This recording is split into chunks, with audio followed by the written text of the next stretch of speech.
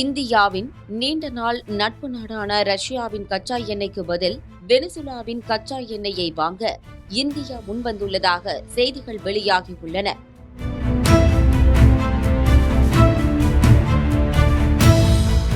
ஆனால் இந்த அரசியல் விளையாட்டில் பல்வேறு சிக்கல்கள் உள்ள நிலையில் வெனிசுலா எண்ணெய் இந்தியாவுக்கு லாபகமாக அமையுமா அல்லது நஷ்டத்தை ஏற்படுத்துமா என்பதை இந்த காணொளியில் விரிவாக பார்க்கலாம்.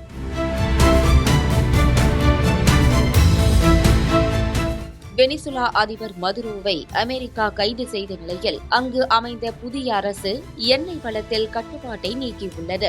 மேலும் அங்குள்ள எண்ணெய் வளங்களை அமெரிக்க கட்டுப்பாட்டில் கொண்டு வருவதற்கும் வெனிசுலாவுக்கு அனுமதி வழங்கப்பட்டுள்ளது.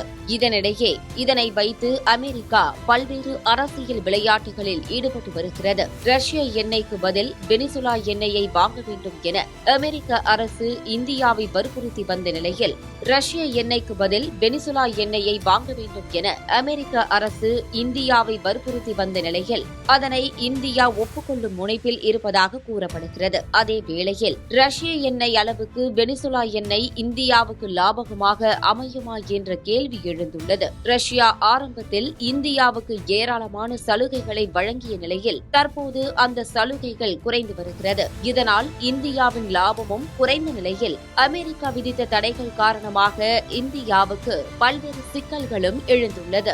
எனவே ரஷ்ய எண்ணெய்க்கு மாற்றாக வெனிசுலா எண்ணெய் உருவாகும் என கருதப்படும் நிலையில் அதிலும் பல்வேறு சிக்கல்கள் எழுந்துள்ளது.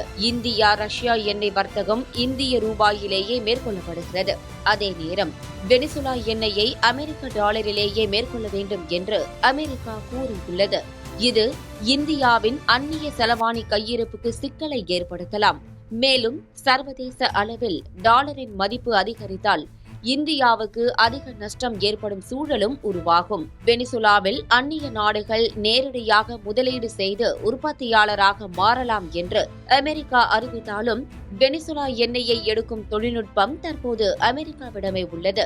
இதனால் அமெரிக்கா எடுக்கும் எண்ணெயை வாங்கி அதனை சுத்திகரித்து பயன்படுத்த வேண்டிய நிலை பிற நாடுகளுக்கு ஏற்படும். ரஷ்யா கச்சா எண்ணெய் யூரல்ஸ் வகையை சேர்ந்ததாகும்.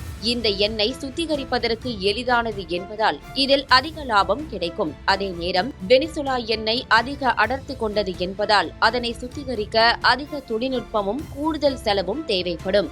இதன் காரணமாக அதனை சுத்திகரிக்க ஆகும் செலவுகள் அதிகரிப்பதால் அதிலிருந்து கிடைக்கும் லாபம் குறையும். வெனிசுலா எண்ணெய் அதிக அடர்த்தி கொண்டது என்பதால் சந்தை விலையை விட அது தள்ளுபடியிலேயே பிற நாடுகளுக்கு விற்பனை செய்யப்படுகிறது. எனினும் தற்போது வெனிசுலா எண்ணெய் எந்த அளவு தள்ளுபடி விலையில் இந்தியாவுக்கு கிடைக்கும் என்று இன்னும் அறிவிக்கப்படவில்லை. தவிர ரஷ்யாவில் இருந்து இந்தியாவுக்கு கச்சா எண்ணெயை கொண்டு வரும் செலவு குறைவாக இருக்கும் நிலையில் வெனிசுலா இருக்கும் தொலைவு காரணமாக அங்கிருந்து இந்தியாவுக்கு இருந்து கொண்டு வர அதிகம் செலவு பிடிக்கும் என்று கூறப்படுகிறது. எனினும் வெனிசுலாவிலோ அமெரிக்காவிலோ ஆளும் அரசுகள் மாறி அதன் கொள்கை முடிவுகள் மாறினால் அது இந்தியாவுக்கு பேரிடியாக அமையும். வெனிசுலாவில் ஏராளமான ஆயுத குழுக்கள் உள்ள நிலையில் அங்கு இன்னும் முழு அமைதி திரும்பாத நிலையே உள்ளது. இதன் காரணமாகவே அமெரிக்க நிறுவனங்களான எக்ஸான் மோபில், கொனோகோ பிலிப் போன்ற நிறுவனங்கள் வெனிசுலாவில் முதலீடு செய்ய தயக்கம் காட்டுகின்றன.